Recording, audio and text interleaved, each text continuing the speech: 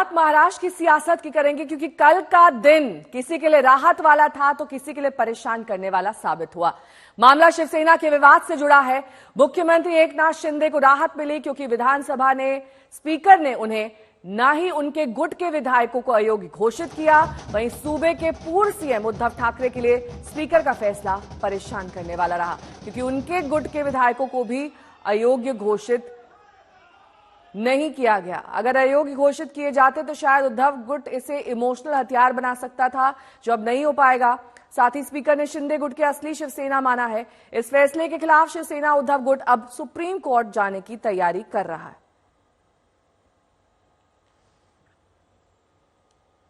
तो अपने फैसले को लेकर महाराष्ट्र विधानसभा के स्पीकर राहुल नार्वेकर ने आज तक संवाददाता साहिल जोशी से खास बातचीत की है। इस बारे में बातचीत करने के लिए हमारे साथ महाराष्ट्र विधानसभा के अध्यक्ष राहुल नार्वेकर मौजूद है। राहुल जी, बहुत बहुत शुक्रिया कि आप इंडिया टुडे ग्रुप से बात कर रहे हैं। पहला सवाल तो यही है कि जो फैसला आपने दिया है, सबसे आश्चर्य की बात है कि आप एक तरफ कहते हैं कि 1999 का शिवसेना का कॉन्स्टिट्यूशन ही सही मानना चाहिए, और दूसरी तरफ उद्धव ठाकरे का नेतृत्व भी आपने मान लिया। 2018 का जो उनका लीडरशिप स्ट्रक्चर था वो भी आपने कहा कि वो सही है, लेकिन पॉलिटिकल पार्टी शिवसेना राजनीतिक पार्टी जून 2022 में भी इलेक्शन कमीशन के फैसला होने के पहले भी एकनाथ शिंदे की पार्टी थी, एकनाथ शिंदे के हाथ में थी, यह भी आपने माना। यह कैसे आपने कर लिया? देखिए, इन अपात्रता याचिका में जब निर्णय लेने थे तो कोर्ट ने कुछ निकष दिए थे, और कोर्ट ने कहा था, सर्वोच्च न्यायालय ने अपने आदेश में बताया था कि हमें सर्वप्रथम ओरिजिनल पॉलिटिकल पार्टी कौन सा गठ रिप्रेजेंट करती है वो हमको तय करना है, और वो तय करने के बाद उस पार्टी के डिजायर के अनुसार हमें विप रिकॉग्नाइज करना है, और विप रिकॉग्नाइज करने के बाद हमें प्रिंसिपल्स ऑफ नेचुरल जस्टिस यही कहता है कि विप केवल इशू करना काफी नहीं है, वो विप जो व्यक्ति जिसको जो विधायक जिसको विप दिया गया है उस तक पहुंचाना, उसको सर्व करना, कंप्लीट सर्विस करना, ये भी प्रिंसिपल्स ऑफ नेचुरल जस्टिस के हिसाब से अनिवार्य है।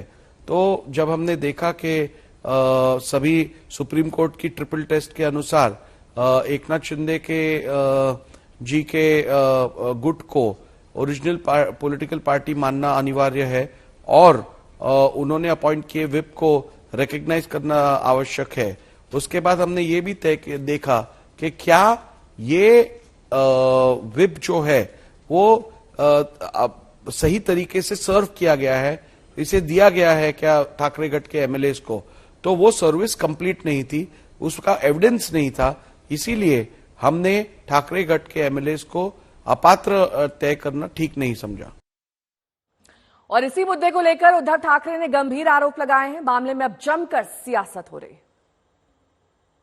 ये लोकशाही में कोई भी व्यक्ति पार्टी को अपनी निजी मालमत्ता, प्राइवेट प्रॉपर्टी की तरह यूज नहीं कर सकता है, मनमानी निर्णय नहीं ले सकता है। ये बहुत बड़ा झटका परिवारवाद और एकाधिकारशाही, हुकुमशाही तरीके से पार्टी चलाने वाले लोगों को दिया हुआ एक बड़ा झटका है। आने वाले दिनों में सर लोकसभा चुनाव भी है, उसको किस तरह फैसले के बाद से लोकसभा चुनाव को किस तरह देखते हैं? लोकसभा चुनाव में महाराष्ट्र में से आदरणीय मोदी जी को 45+ सीटें यहाँ से मिलेंगी। जनता के बीच में हम तो जा ही रहे हैं, जैसे आज भी आदित्य कोल्हापुर में उस तरफ है, मैं भी 23 तारीख को नासिक जा रहा हूँ, 22 तारीख को ताड़ाराम मंदिर में जा रहा हूँ, उसके पहले भी कहीं जाऊंगा, बाद में जाऊंगा। हम तो जनता में रहे हैं, जनता में रहेंगे, जनता और जनता के लिए, जनता के साथ लेकर, जनता को साथ लेकर हम लड़ेंगे।